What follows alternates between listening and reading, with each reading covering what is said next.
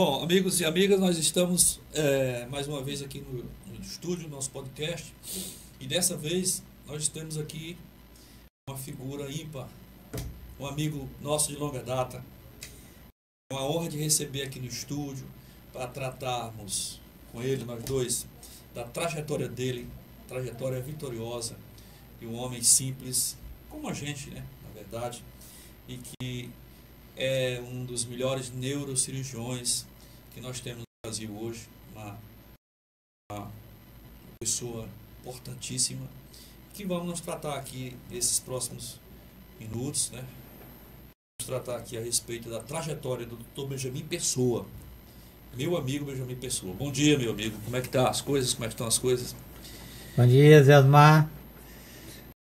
E até me emociona a alegria de reencontrá-lo num momento tão importante, que é da comunicação e da superação por uma trajetória. Nossos caminhos se cruzaram em alguns momentos da vida, no momento da escola, da luta e posteriormente com a vida transformada pela educação. Pela educação, que é um milagre.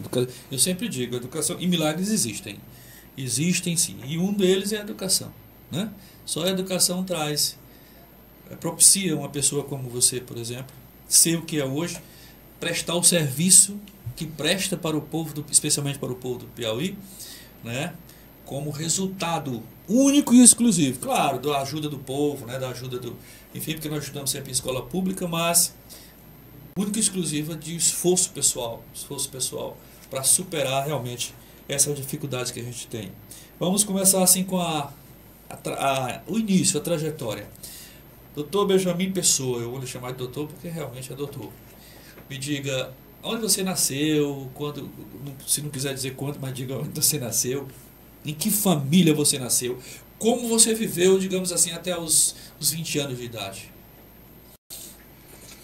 Na verdade, assim, a minha família é uma família egressa do Ceará, sim, da região de Independência, do Vale do Inhamuns.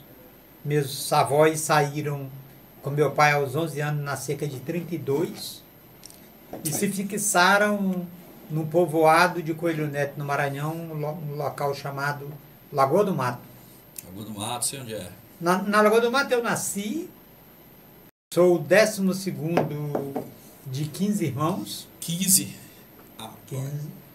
E vivi na agricultura de subsistência até 17 anos de idade. E nesse período, nessa construção toda, eu tive uma oportunidade de, já taludo, estudar numa escola rural no município da Baunilha, que distava 9 quilômetros da Lagoa do Mato. E nós iríamos para a escola quando chegávamos às nossas atividades diárias. Tinha um ônibus para levar? No roçado não, tinha o pé 2. A vereda do Por Enquanto está registrada na alma, que era o caminho que nós atravessávamos até chegar na escola. 9 quilômetros. Mas isso são dificuldades inerentes aos interioranos. E essa construção pela educação é o que nos fez diferente. Foi conhecer a base de onde saímos. Então eu nasci em 59, eu sou do dia 2 de julho, que aí eu faço uma referência aqui ao hino da Bahia. O hino da Bahia diz que o sol de 2 de julho brilha mais que o primeiro, que dia 2 de julho até o sol é brasileiro. Pronto. Então isso é uma coisa importante. Eu já nasci com o sol brilhando. 2 de julho. 2 de julho.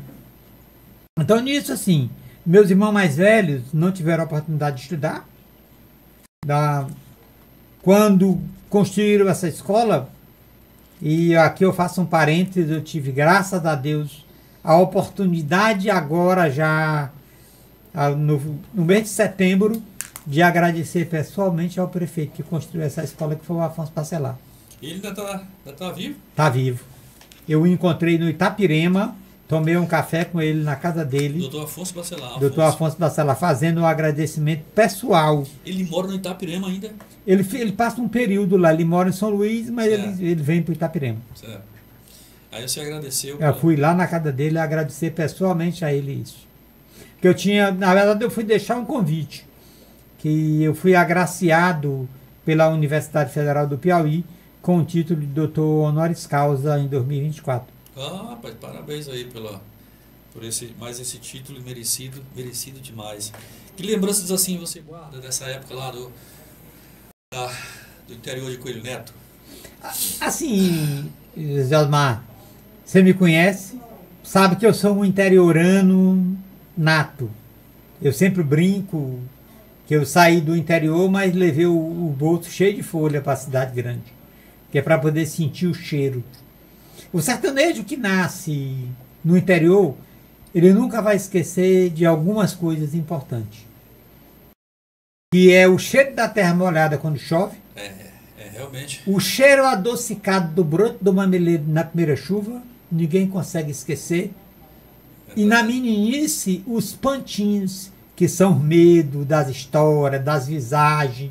Isso você não consegue esquecer. E eu sempre digo que a Lagoa do Mato tem a casa onde nós nascemos e nos criamos, fica num alto, fica no pé do morro, como nós chamamos. E eu digo que eu nasci no pé do morro, onde o sol cedo fulguras, iluminando a parte escura que o fez quando se pôs. Rapaz, não, eu sei que você é poeta, você tem, além de...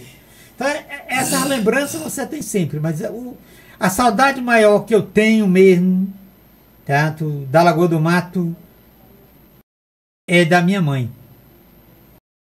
O sorriso dela, o jeito de lidar com as pessoas, aquela fraternidade com a comunidade, e isso eu não consigo esquecer. Me lembrando aqui, né? Você é de uma família de 15 irmãos. 15 irmãos. Né? Meu pai era 8, nós éramos 8, né? 8 irmãos. Me diga, assim, um pouquinho, mudando um pouquinho, só para... Lembrando da minha mãe também. Imagina a sabedoria de uma mãe quando vai dividir a comida para 15, 12, 10, 8. Dividir, né? Você sabe como é, né? É uma coisa fantástica, realmente. É uma lembrança maravilhosa. Mamãe fazia uma coisa mais interessante que talvez todas as mães de interior de família grande façam. Ela pegava uma bacia, aquelas bacias de alumínio, sim, e aqueles com a idade parecida, diferença de 5 anos entre eles, sentavam os 5 no chão ao redor da bacia, cada um com sua colher, e dizia, não brigue. Não brigue. Tem um mais esperto sempre, né? Sempre tem um mais esperto que os outros, mas faz parte da vida. A gente fica contando essas coisas assim. Essa juventude que está vendo, que vai ver esse podcast, está vendo, ela não entende não, né? Mas é importante que seja isso registrado como era que nós vivíamos, né? Até ali na década de 70, década de 80, né? Outro dia, como era que vivíamos, né? Então o Brasil mudou bastante, mas essa mudança é resultado, não é espontânea. Ela é resultado de um trabalho que foi feito, né? Desde lá de trás, por pessoas como o doutor, meu amigo aqui, Benjamin Pessoa. Bom, agora vamos... Você terminou o primeiro grau lá pela região lá de Coelho Neto? O primeiro grau, como foi? Na verdade, eu estudei na escola rural, sim, que era na Baunilha. Lá não tinha água encanada, não tinha energia. Na minha primeira sala de aula, a primeira e a segunda série e a terceira eram na mesma sala. Assim, você é muito seriado. Isso, chama, com a né? professora Jesus Baunilha, que era Maria de Jesus Alves do Nascimento. Ela adotou o nome da escola para ela, da localidade. E quando nós terminamos esse ciclo, ela foi lá em casa conversar com o papai. E pediu a ele que mandássemos para a cidade de Coelho Neto para estudar, que nós teríamos futuro. E com o pedido da professora, papai nos enviou para Coelho Neto. Nos enviou a quantos? 4 irmãos, eu, Raimundo, Eunice, Rita, e mais 4 sobrinhos. Aurilene, Aurinede, o Neto, eram 3 sobrinhos, e o Misael, que era meu irmão mais novo, e a Dulce. Então nós somos 6 irmãos, os 2 mais novos foram depois.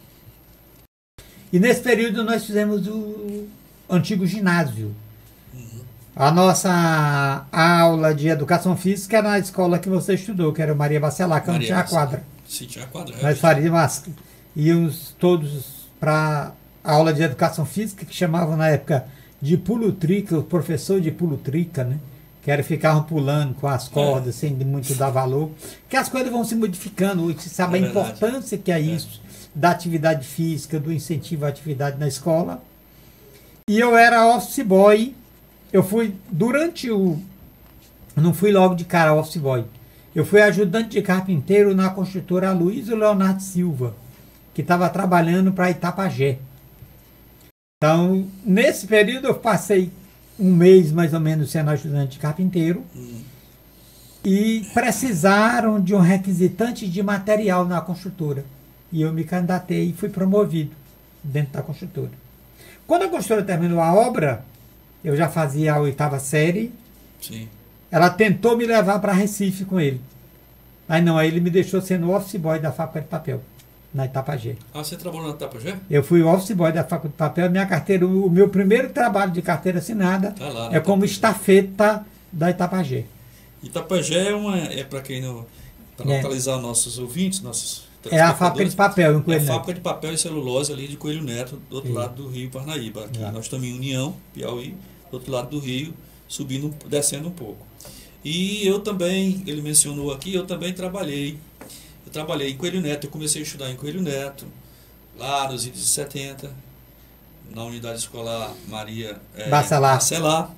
E também trabalhei na Itapajé. Eu fui inspetor de qualidade na Itapajé, no laboratório. Isso depois, né? 83, 84. Antes eu já tinha sido trabalhando lá nos campos mesmo, né? Na Agropema. Na Agropema, cortando cana, roçando, essas coisas, de gente do interior. Essa aí. Mas nós estamos aqui para falar de mim, estamos falar do doutor. Mas é o ponto que a trajetória se integram. Aí sim, aí se Aí é integra bem importante. aí. Bom, aí você terminou o ensino médio, o ensino antigo ginásio, né? Isso. Primário, e aí foi para o 2º grau. Aí quando nós terminamos o ginásio, Lá não tinha 2º grau. Né? não tinha. Foi a grande discussão. Que papai tentou que nós voltássemos para a Lagoa do Mato. Mas aí, meu amigo, a visão tinha ampliado. Já não mudava mais, era difícil. Já para retornar seria muito difícil. E aí eu disse a ele que viria fazer o 2º grau em algum lugar. Ou seria São Luís ou seria Teresina. Ele achou mais fácil que nós viéssemos para Teresina. Nós viemos para Teresina, os 6 irmãos, Eunice, os 4 que tinham terminado o ginásio, Eunice, a Rita, eu, o Benjamin e o Raimundo, o Misael e a Dulce. Os meninos ficamos estudando. Eu fui para o João Clínico da Almeida no período da noite. Fiz o primeiro, o 2º e o 3º ano no João Clínico, que é um colégio que fica ali na Campos Salles, Condado de Caldas. Sei onde é. E trabalhava como balconista no Armazém Abreu. Armazém Abreu, de todo dia o dia é seu. Exatamente. Ficava na Coelho Rodrigo, o lema do Armazém Abreu era exatamente esse. Armazém Abreu, todo dia o dia é seu.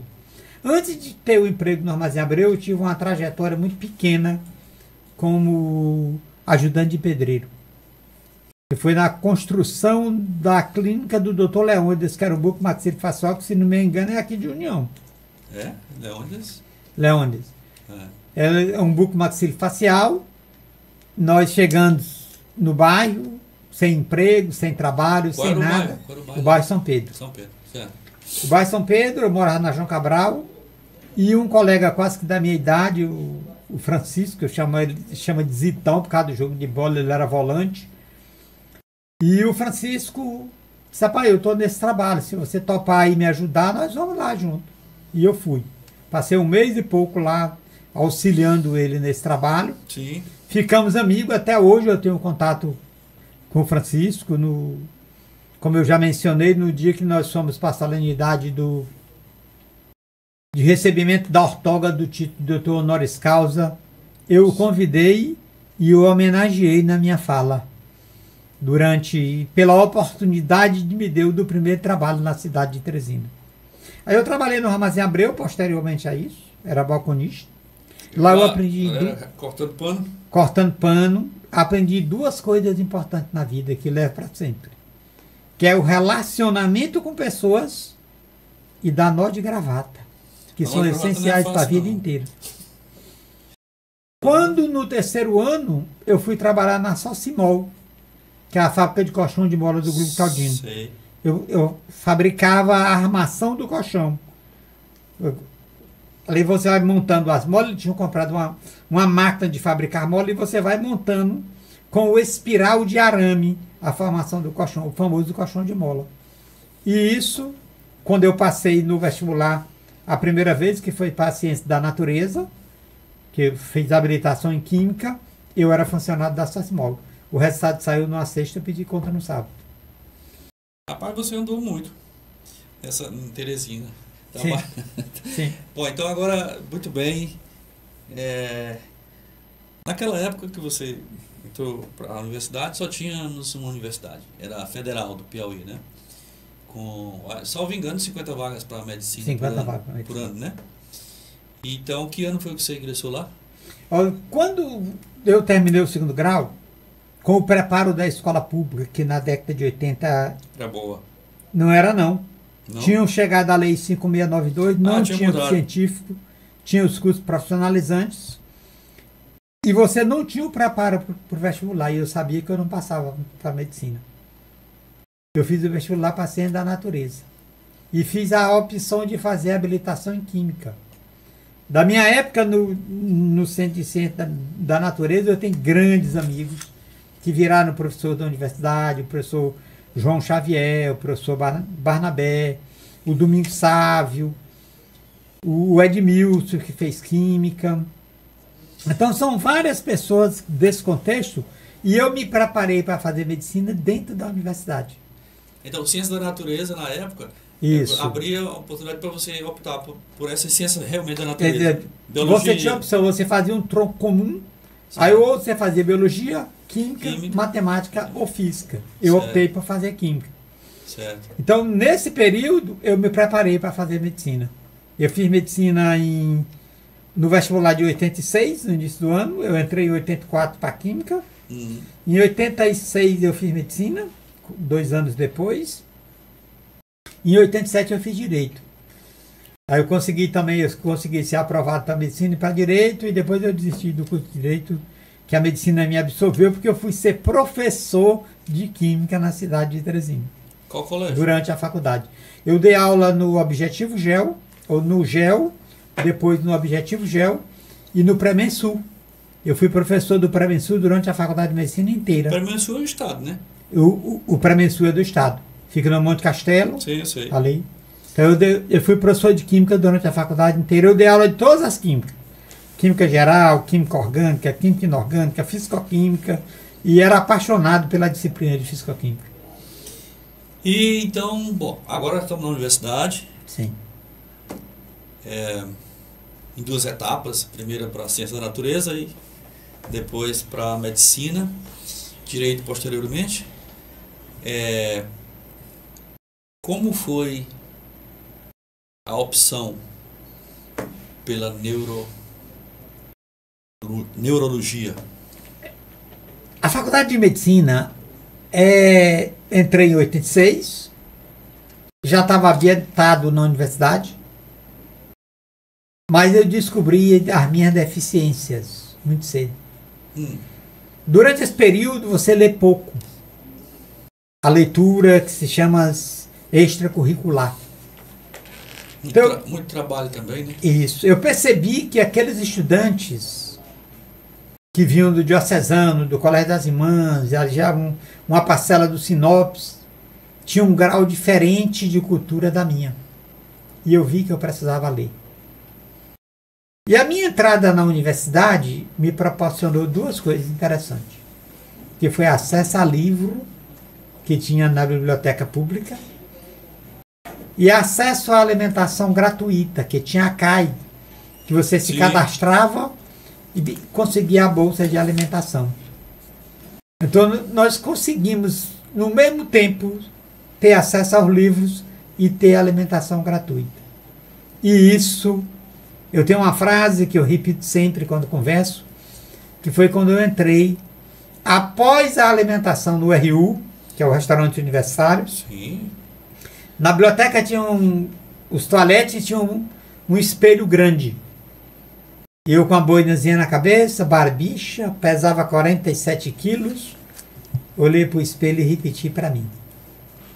Com comida e livro de graça, se prepare porque é difícil me segurar.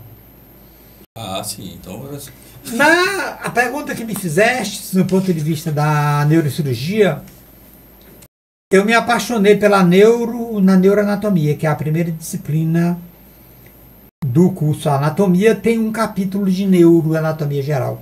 certo. E a neuroanatomia me encantou pela facilidade de integração do sistema, o raciocínio e principalmente o pouco conhecimento que se tinha dela. Então não deixou de ser um grande desafio para isso. Mas eu entrei na faculdade de medicina com 26 anos Tinha uma base. e saí aos 33. Mas eu sabia o que eu queria. Muitos diziam que eu já tinha idade avançada para fazer neurocirurgia, que eram mais 5 anos de curso. Certo? Que a neurocirurgia são 5 anos. E eu teria que sair de Teresina, porque não tinha possibilidade, que aqui ainda não tinha neurocirurgia. Hoje tem, e o coordenador do curso, inclusive, sou eu. Então, nesse contexto, nós fizemos a faculdade de medicina, estudando, trabalhando, e a neuro me encantou. Mas como tanto discurso e aquela tentativa de tentar voltar para Coelho Neto, preso às origens, e fazendo essa discussão, vou terminar a medicina, vou voltar para a cidade. Um dia, num plantão, eu estudante, no domingo, no pronto-socorro do HGV, eu conversando com o doutor Tupinambá, de Souza Vasconcelos, Sim. que era nosso orientador no plantão, voluntariamente. E ele me disse: Fermin, o que você vai fazer em Coelho Neto? Se voltares, atrofiarás. Siga para frente, você é um garoto que tem futuro, é inteligente. Tente fazer uma residência médica. Seja em que área for. Se eu for fazer residência médica, eu vou fazer em neurocirurgia. Ele disse: pô, vamos nos preparar para isso. Eu terminei o curso de medicina, terminei em 92, eu tinha 33 anos de idade, e tive uma proposta para ir trabalhar em São Raimundo Nonato, Sim. que para quem não tem muita coisa, o que nos ofereciam era algo assim astronômico. Muito tentador para pagar. Eram 55 salários mínimos. Era muito dinheiro, muita grana. E mesmo assim, eu decidi ir para São Paulo antes de passar na residência.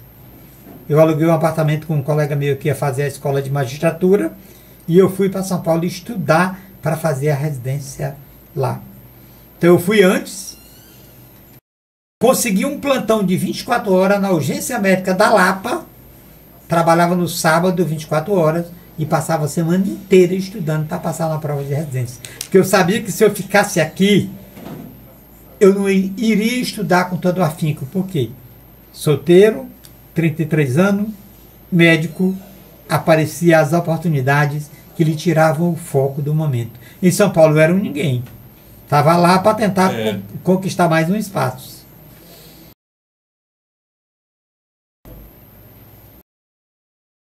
Então foi para São Paulo como que uma aventura, né? Conforme mais ou menos foi de Coelho Neto para Teresina.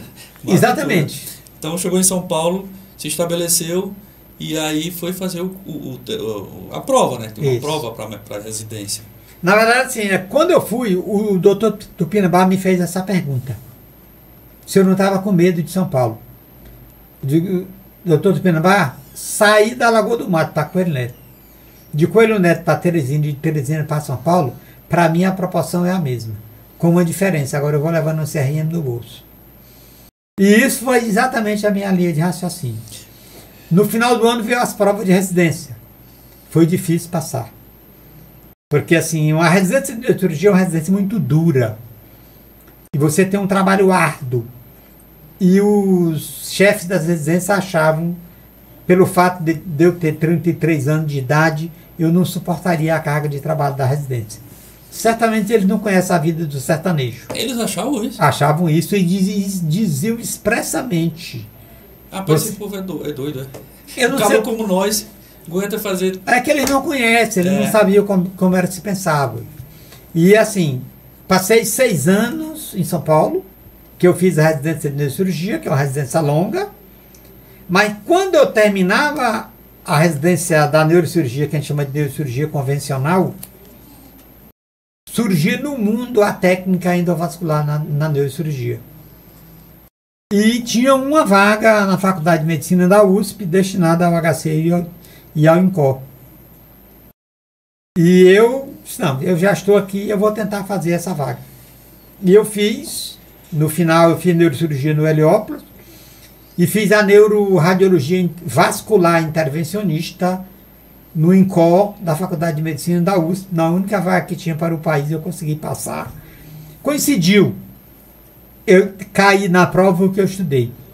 Aí eu consegui, logrei esse, passei mais um ano em São Paulo fazendo essa especialização e vim para Teresina, decidi voltar. O INCOR queria ficar comigo a todo custo, que não tinha profissionais no país, que começavam a endovascular. Mas nas férias do do último ano da residência, que foi em dezembro, eu vim e li um livro do Luiz Gonzaga, que foi a Dominique que escreveu, Vida de Viajante, a saga do Luiz Gonzaga. E aí o sertão renasceu. O sertão chamou. Chamou, e eu fui fazer um passeio pelo sertão, parei em Assaré, visitei o Patativa, almocei com ele na casa dele. Aí eu vi que a missão era maior, voltar para transformar. Então a técnica, vim com a neurocirurgia. A endovascular foi iniciada no Piauí por mim, que é o procedimento que você trabalha por dentro do vaso, você não abre a cabeça do paciente para fazer cirurgia de aneurisma, embolização de MAVE, carótida, fístula. Vamos voltar um pouquinho só para entender mais, para nossos seguidores compreenderem melhor. Então você foi para tentar a residência em neurocirurgia. Sim. Era uma área na época ainda muito, pelo menos a região aqui, muito inicial, né? Não tinha ainda. Então você conseguiu ingressar no hospital para fazer a residência, numa única vaga que tinha para a área. Não, aí foi para endovascular. Na outra tinham 10 vagas. Assim, para todos os hospitais tinham 10 vagas em São Paulo. Eu consegui uma. Tá. Então, depois você concluiu esse curso e a especialização endovascular, né? Sim. E foi convidado, evidentemente, para permanecer em São Paulo. Foi assim? Foi assim. Mas o sertão lhe chamou. E não foi só o sertão, foi também Deus, né? Que tem sempre... Nós precisamos... No meu modo de ver, a gente não deve centralizar tudo na metrópole lá, né? Na região sul e sudeste. Nós precisamos descentralizar esse atendimento na área da saúde, por exemplo, especializado, localizar esse atendimento na região nordeste, região norte, região centro-oeste e tal. Isso aí foi uma intervenção que não é só o sertão, é o sertão também. Mas aí então você voltou, e como foi retomar aqui a atividade nessa área? A retomar a volta, como dizia a campanha de um determinado político no Piauí, quando se recandidatou para um segundo mandato. Na volta ninguém se perde. Aí é mais difícil, né? Na volta ninguém se perde. Então voltar para Teresina, a cidade que me viu nascer para a medicina. Eu me lembrei de Morte e Vida Severina do João Cabral de Melo Neto, quando ele diz que se morre de bala antes dos 30, de fome antes dos 20, de bala antes dos 30, e assim para frente. Eu me lembrei disso aí, e disse, Teresina é a cidade que se nasce para a educação depois dos 20, se nasce para a profissão depois dos 30 e se é neurocirurgião depois dos 40. Eu iniciava a trajetória de neurocirurgião com 40 anos de idade. Então eu sabia o que eu queria. Eu dizia em Teresina, em São Paulo, O meu chefe dizia para mim: o que é que você vai fazer no Piauí? Eu digo: eu vou voltar para o Piauí com uma única missão: fazer um processo de transformação na neurocirurgia do Piauí. E isso, com esse conceito de transformação, cheguei e não tinha onde exercer a endovascular, porque não tinha onde trabalhar, não tinha estrutura preparada. Então eu passei 2 anos tentando montar a estrutura na cidade.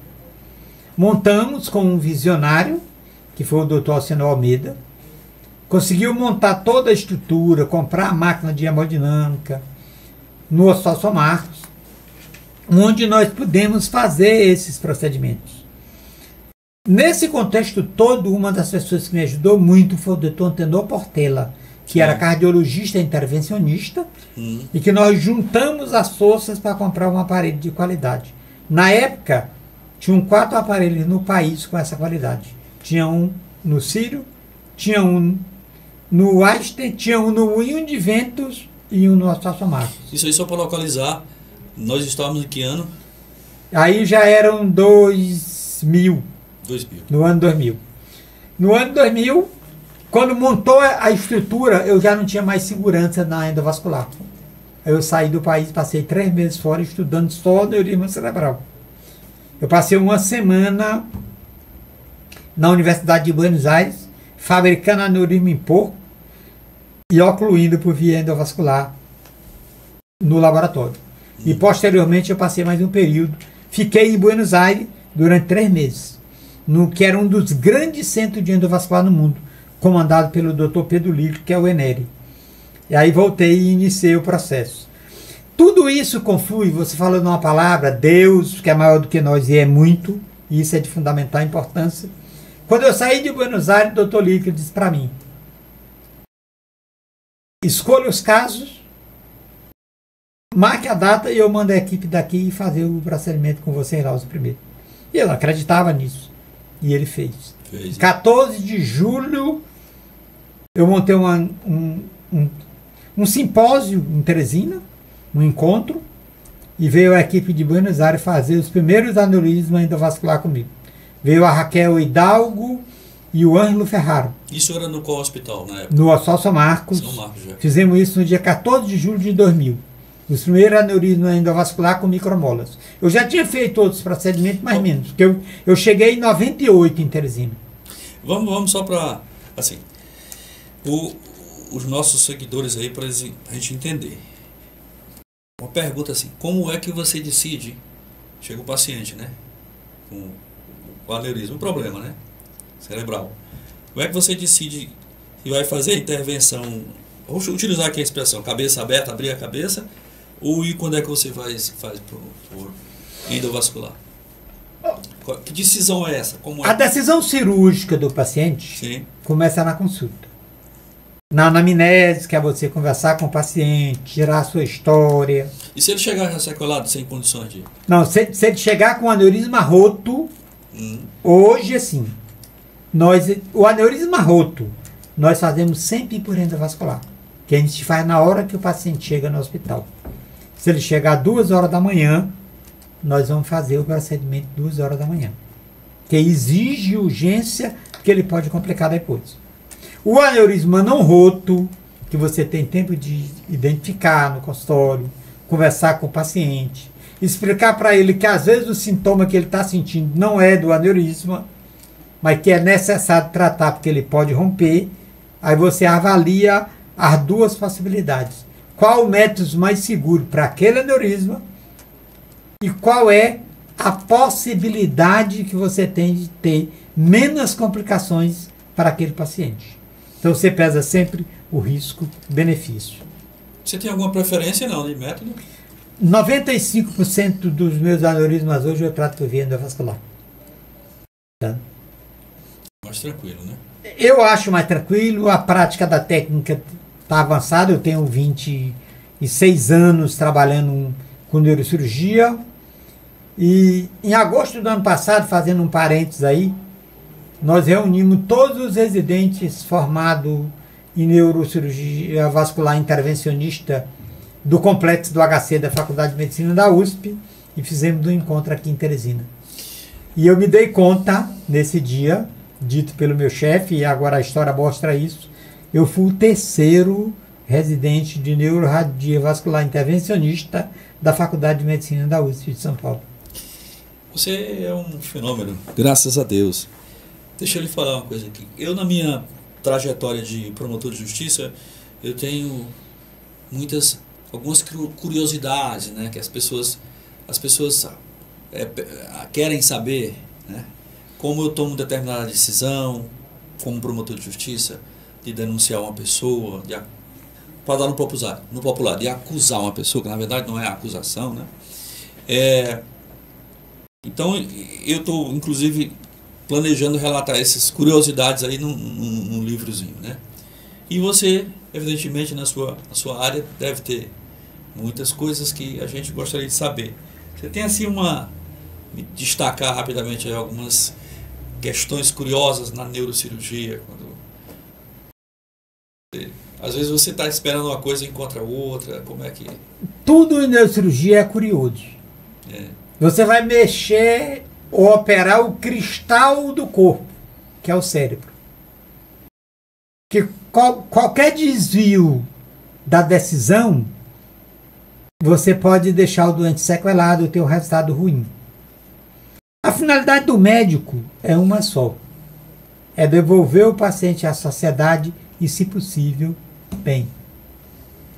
Doença é um processo. Como quase tudo na vida é processo.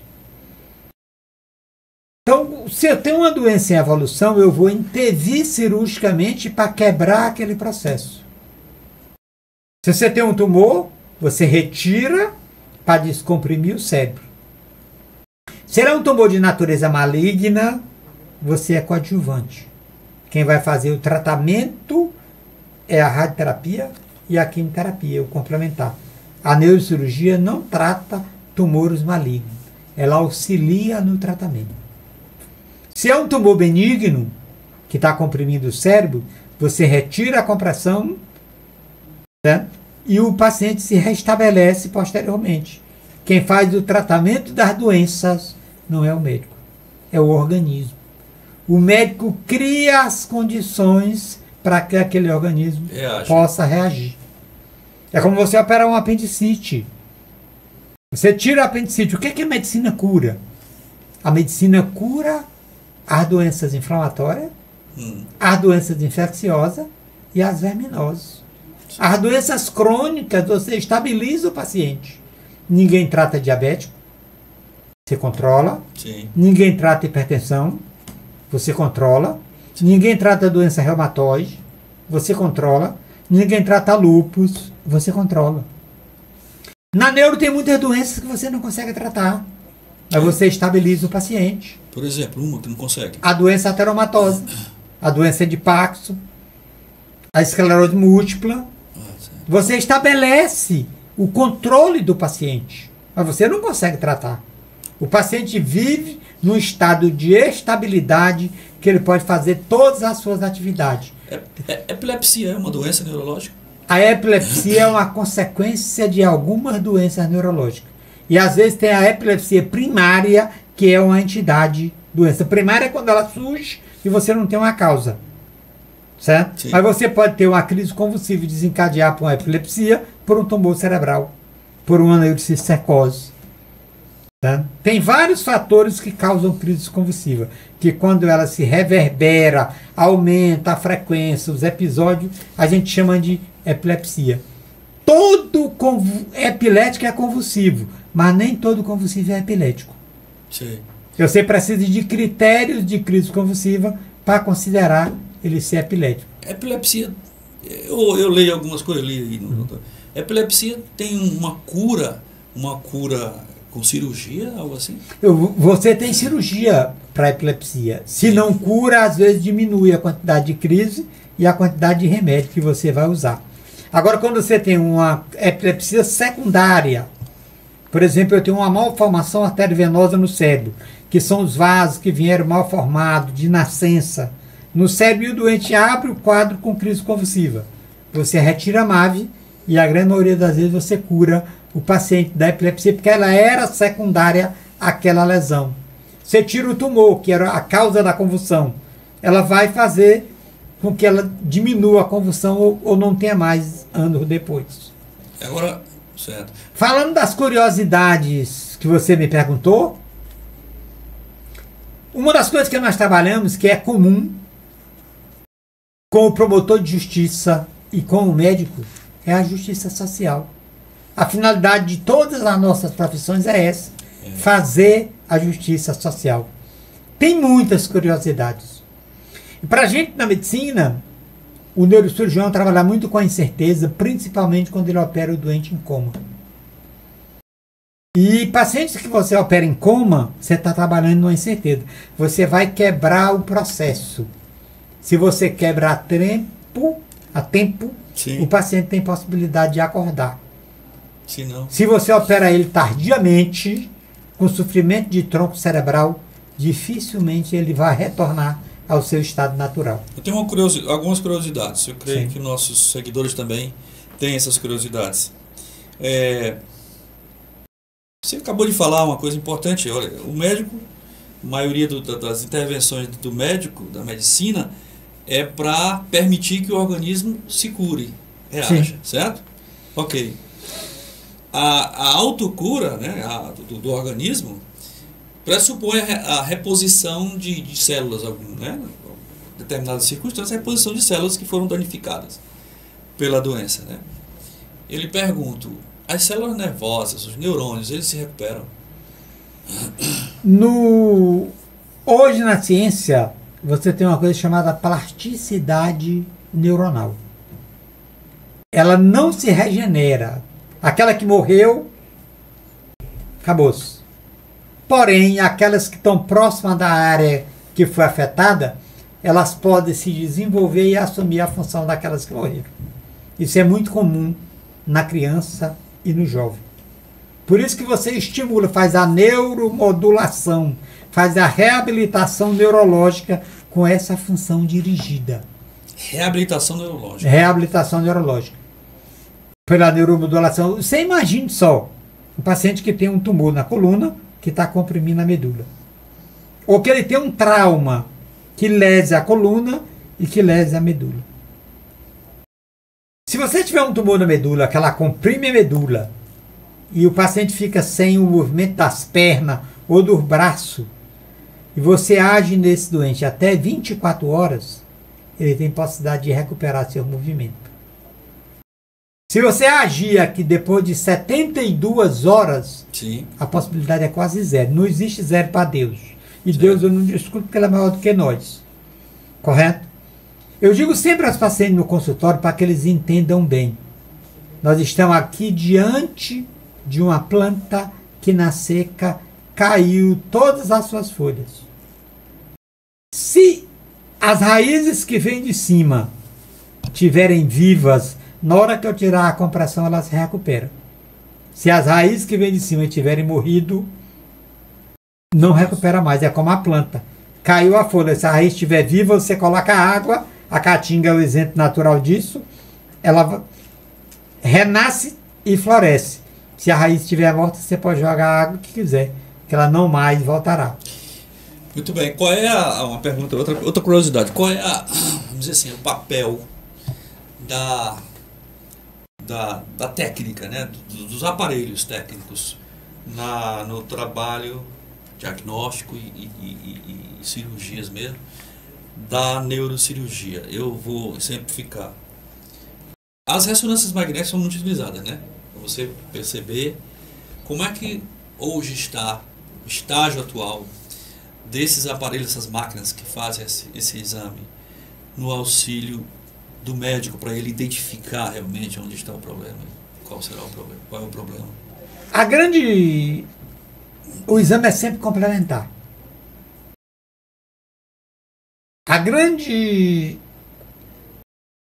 Os grandes avanços da medicina vieram junto com a tecnologia.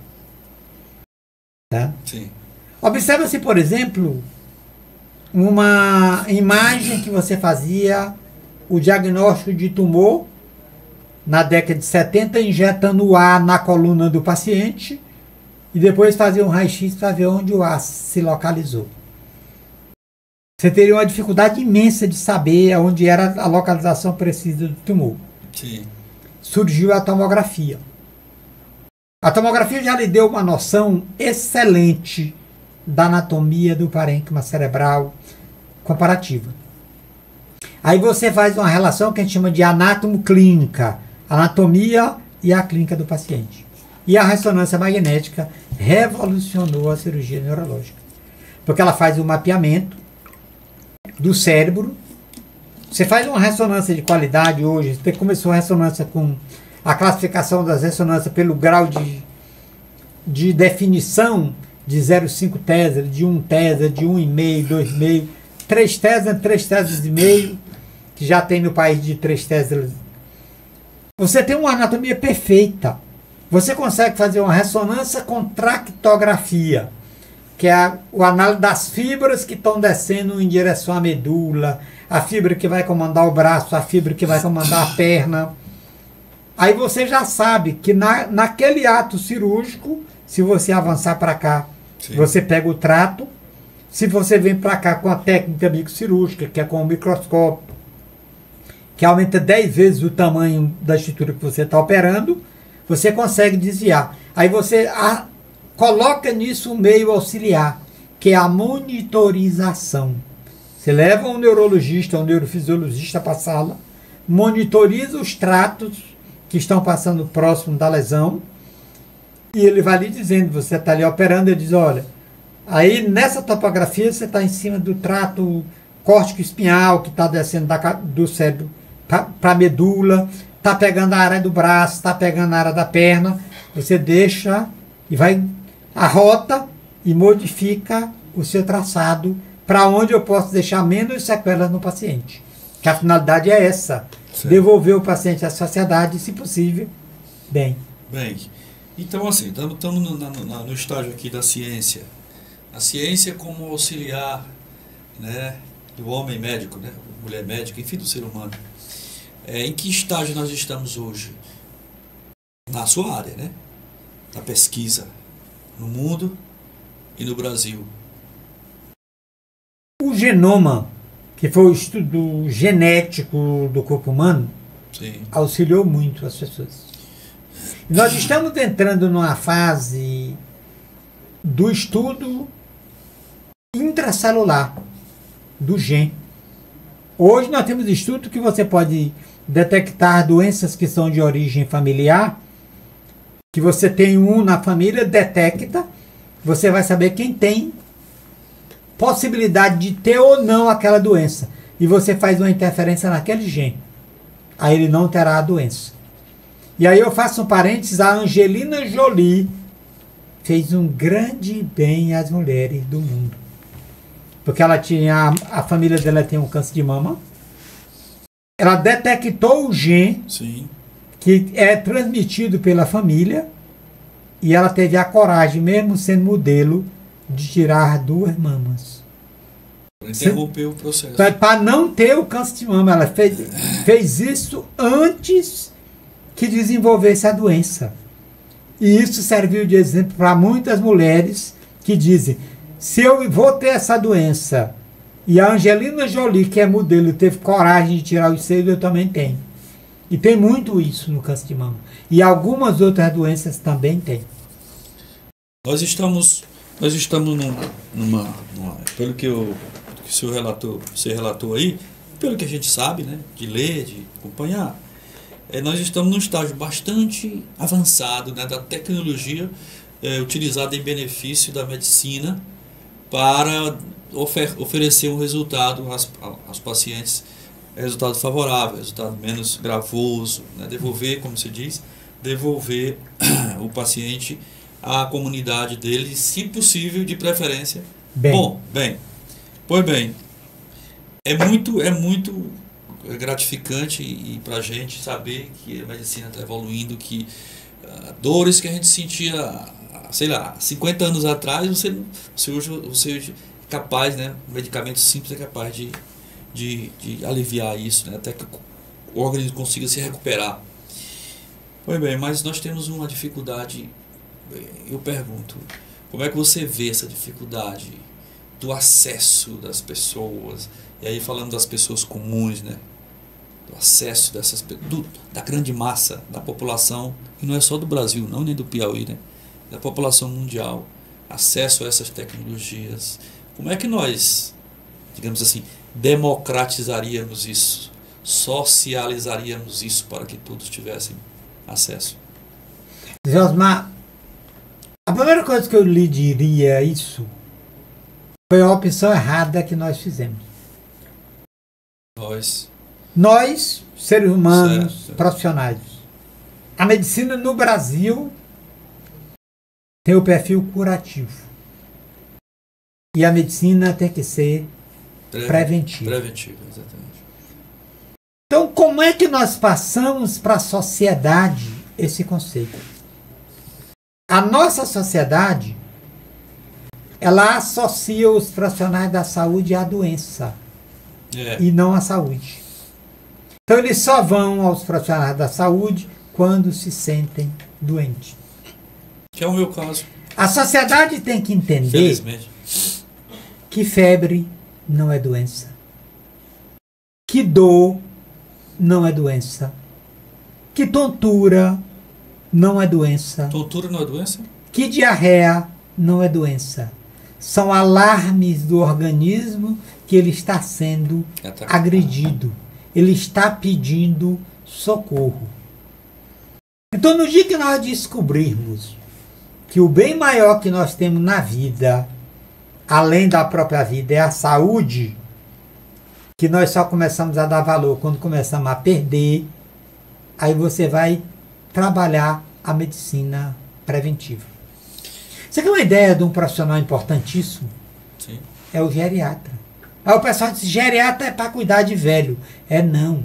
É para deixar você envelhecer com qualidade.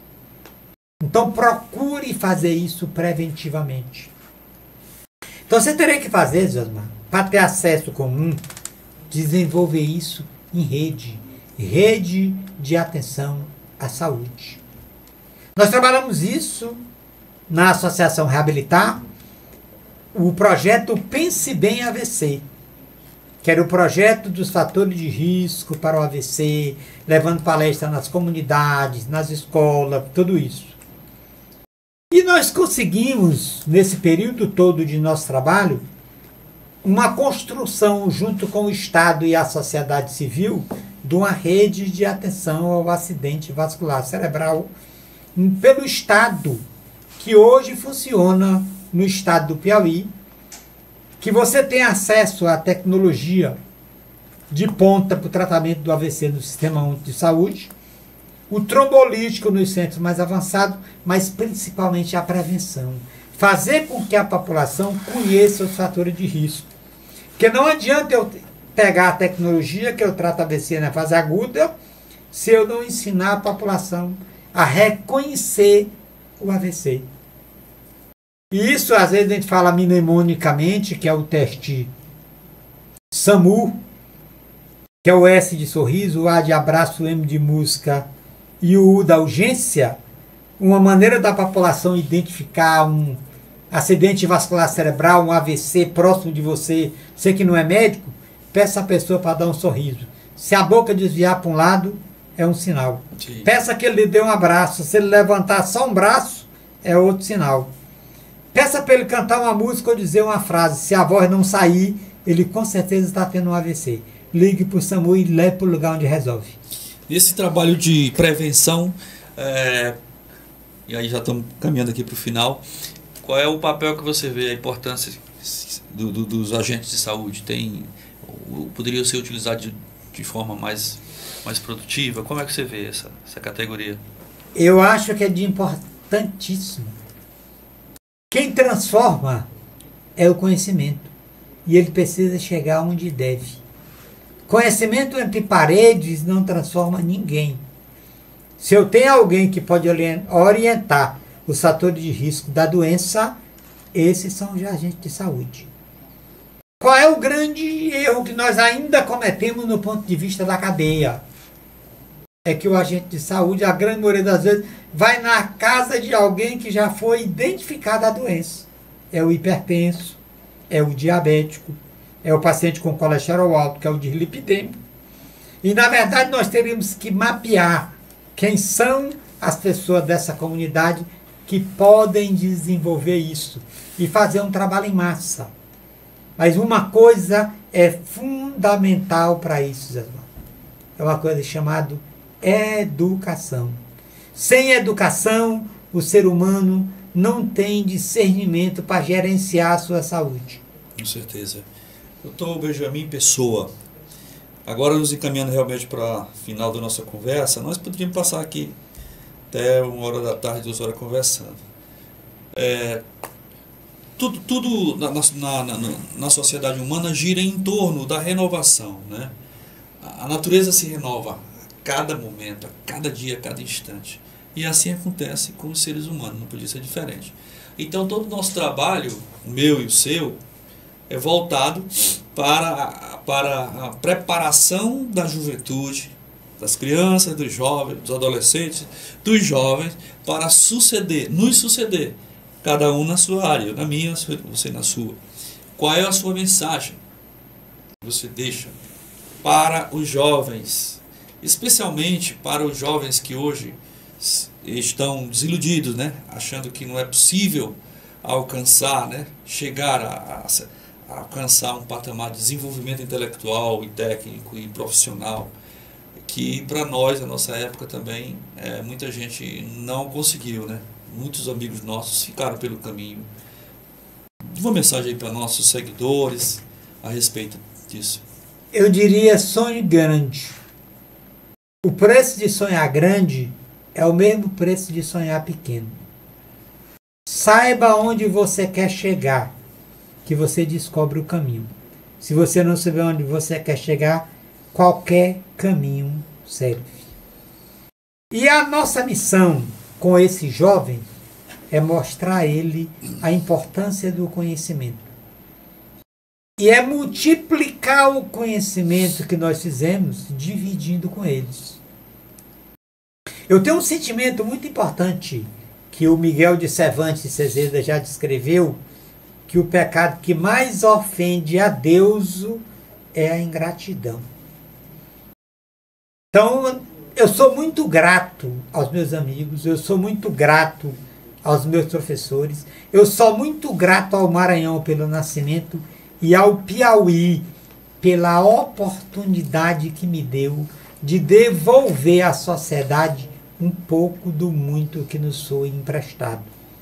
E a nossa missão é uma coisa só, é a transformação pelo conhecimento e a construção de liberdade pelo desenvolvimento. Aos jovens, sem conhecimento, você não consegue transformar. E sem isso, nós não teremos desenvolvimento. E, portanto, a sua liberdade estará restrita. Liberdade nós temos duas. A liberdade de expressão e a liberdade de construção social e de trabalho. Muito bem, muito maravilhosa essa mensagem. Eu só quero fazer um registro que o Dr. Benjamin se referiu ao autor do Dom Quixote, né? Miguel de Cervantes. É conhecido mundial, ele fez outros trabalhos, evidentemente, é espanhol, mas ele é conhecido mundialmente pelo livro monumental que ele escreveu, Dom Quixote. Para finalizar mesmo, então, Vera, quero dizer para você e primeiro agradecer novamente a sua presença, a sua vinda aqui. Sei que você é um homem muito ocupado, tem muitos pacientes cirurgiados, e sei como é que um médico cirurgião, ele é requisitado quando tem os pacientes na UTI, né, aguardando. Então, disponibilizar seu tempo para vir aqui em União falar com a gente é um motivo de muita alegria para nós.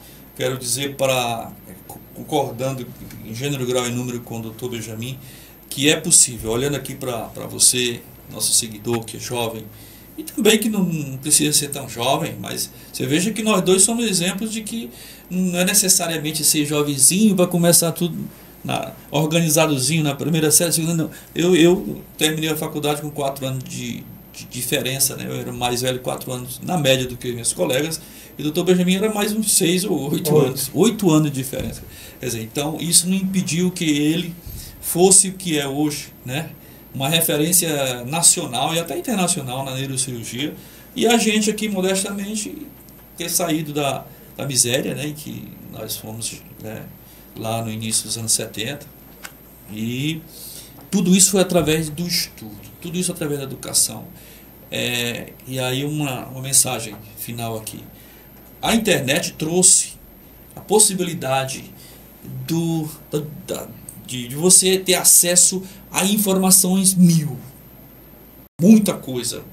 Hoje é possível você alcançar resultados, né, positivos em concursos, né, só pela internet. Você vendo, não precisa nem pagar.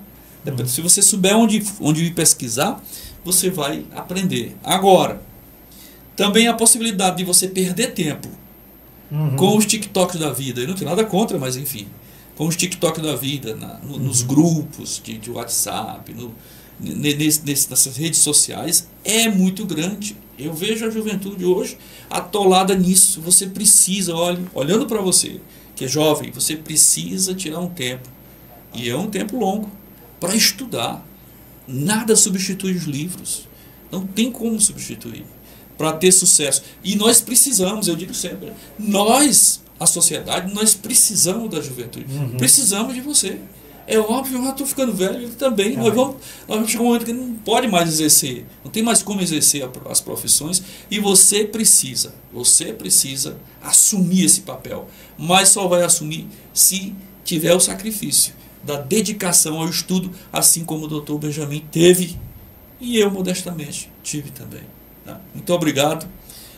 Continue nos seguindo lá nas redes sociais, no Instagram e nas outras plataformas, e a gente vai trazer aqui regularmente pessoas para, conversando com a gente aqui, ajudar a edificar a sociedade, que é esse o nosso papel principal. Muito obrigado.